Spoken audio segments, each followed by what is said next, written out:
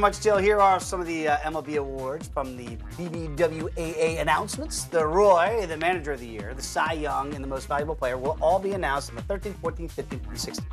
So, Dylan, as we await... You never voted, have you? I know you've worked in capacities of media. Have you ever voted? It would be an honor to get a vote, but no, I've never. Okay. Just curious. I didn't know that about you. I know a lot of weird stuff about you, but not that. I'd vote for Davey Johnson for Manager of the Year. Still 1986? That's why you don't have a vote. So if you looked ahead in your crystal ball, Dylan, and we'll start off with the NL Cy Young. Out of what? AL Cy Young. We'll do AL first, then NL. Which way would you go for the AL Cy Young? I think this is one of the tightest races, but I would lean Corey Kluber. I think over Chris Sale? Over Chris Sale. That is such a good two-horse race, and I could totally see Sale winning this award. But if I was a baseball writer and had a vote, I would vote Corey Kluber. You know, the counting stats are just a little less than Chris Sale because he made a few less starts with that injury earlier in the year. Yeah. But for me, that gap of the counting stats it does not factor in to say, well, I got to go Sale over Kluber. I think that the run they went on and how much he spearheaded that run with the 22 straight wins and how great they were down the stretch, how dominant he was in the second half. I think he was the best pitcher in the American League and was really, from once he came back from that injury all the way through the end of the season. The strikeout totals for Sale, unbelievable. But just start in, start out, Corey Kluber was the most dominant pitcher in the AL. And remember, all the votes were cast in the regular season. Yep. Postseason does not count. Yep. Well, and neither of these guys totally helped themselves with the and they wouldn't have either. Kluber, the stock would have come down. Yes, that's why your Sale pick is well. admirable. Absolutely. Yep. National League Senior Circuit, who is your Cy Young? Max Scherzer. Yeah. I think, when you look at, unlike the American League, there's just enough of a gap with how much time Clayton Kershaw missed with those 6 weeks. About 30 innings, which is going to be 4 or 5 starts, somewhere around that 4-start mark, and that was enough to push Max Scherzer up. He led the National League in wins, way more strikeouts than any of his competition, up in the 270s with strikeouts this year, in the top 3 in innings. Oh. Any which way you shake it, he was just up among the top 3 in every category you want, whether it's innings, grabbing that ball, taking it, not missing any time, striking guys out, all the advanced metrics of ERA plus and his xFIP, all of that kind of stuff, just spoke to being the most consistently dominant pitcher in the National League. And because Kershaw missed that time, I know Kershaw's ERA was significantly better, but Max Scherzer had a whip around .90. Yeah. Just unbelievable stuff. Yeah, whip was great. Hip was good, too. Hip and whip, good hip, good hip. Give me your American League Most Valuable Player. Remember, the postseason did not count, Jose Altuve.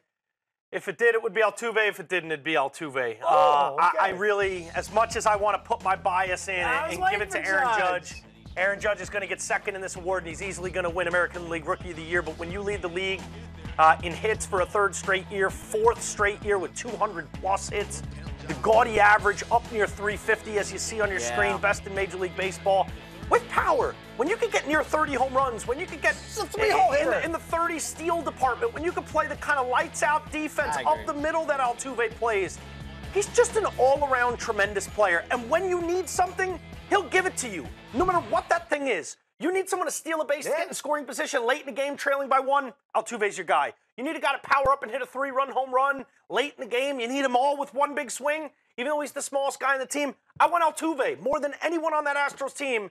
I just think he's so damn good. He's finally going to get his due as the best player in the league. First half of the year, it was Judge, and then the swoon. And then if you could take a September MVP, it's Judge again. Judge's best month was September. Right, but Altuve across the board, you're right. Across he just did it every month. It was almost just an easy Altuve until that September push. Judge really made things interesting by getting that rookie home run record and the rookie walks record.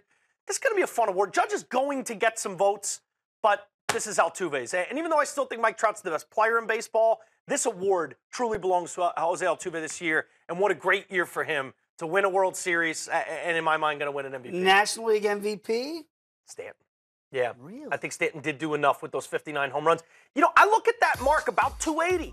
I say, I act great, but I don't need that. I don't want a 240 hitter that's going to hit in the 50 home run as my MVP. Give me someone that could get in the realm of 300. And for me, 280 is close enough when you have over 130 RBIs, when you get one home run within Babe Ruth's crazy season back in the 1920s. I think what Stanton proved this year, putting this team on his back as they dealt with the loss of Jose Fernandez all year, as they dealt with having not as much run support around him, no pitching staff whatsoever. By September, there was a point where they were 4.5 games out of a wild card spot, and they had no business being anywhere near that position. But it was all because Giancarlo Stanton went crazy white hot, put this team on his back, and really showed us what kind of all-around baseball player he can be. And in years past, I think we looked at him as, a guy that's going to miss some time with injury. He did not do that this year. A guy that is deficient in the outfield. I think he's a more than serviceable outfielder, does not get enough credit for his defense. He's not a great defender by any stretch. But he doesn't leave so much to be desired that I don't think he's a full all-around baseball player. This was his best full all-around baseball season, and for that, he's going to be rewarded with an NL MVP.